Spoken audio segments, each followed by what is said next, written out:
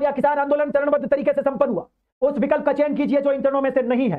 दोस्तों, बिजौलिया किसान आंदोलन, हम जानते हैं कि बिजौलिया किसान आंदोलन दुनिया का सबसे बड़ा और शानदार अहिंसक किसान आंदोलन माना जाता है, जो कि 1897 से लेकर के 1941 तक टोटल 3 चरणों में संपन्न हुआ।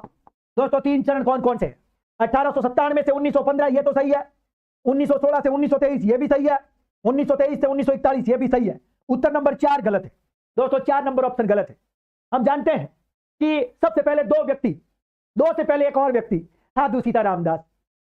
साधु सीताराम दास ने बिजौलिया किसान आंदोलन की नींव रखी दोस्तों, और यहां से 2 व्यक्ति, नानजी और ठाकरी पटेल, महाराणा से मिलने जाएंगे, लेकिन महाराणा ने इनसे बात भी नहीं करी, मुद्दे पर ध्यान नहीं दिया, लेकिन यहां के ठाकुर ने इनको अपने इलाके से बाहर निकाल दिया।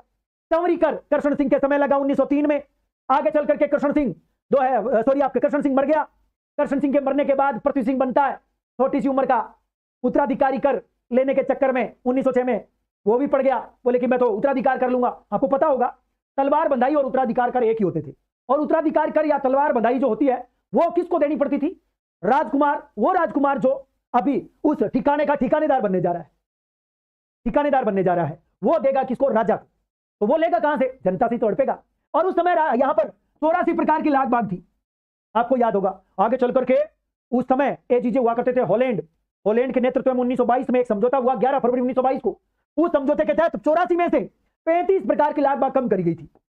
35 प्रकार की लाग बाग कम कर दी गई थी। क्यों हुई थी इससे मैं पता है आपको? क्योंकि इस समय देश में असहयोग आंदोलन चल रहा था, तो हॉलैंड को लगा कि कहीं असहयोग आंदोलन चारों तरफ ना फैल जाए। लेकिन आगे चल करके चोरा चोरी कांड क्या हो गया, असहयोग आंदोलन वापस लेना पड़ा। तो तुरंत बाद में हॉलैंड को पता चला कि अब इन्होंने असहयोग आंदोलन वापस ले लिया है, तब इन्होंने बोल दिया बिजौलिया के ठाकुर को, बोले कि चुपचाप वापस बढ़ा दे, फिर वापस बढ़ा दी। लेकिन अंत में 1941 में समझौता भी हो जाता है। बिजौलिया किसान आंदोलन तगड़ा था।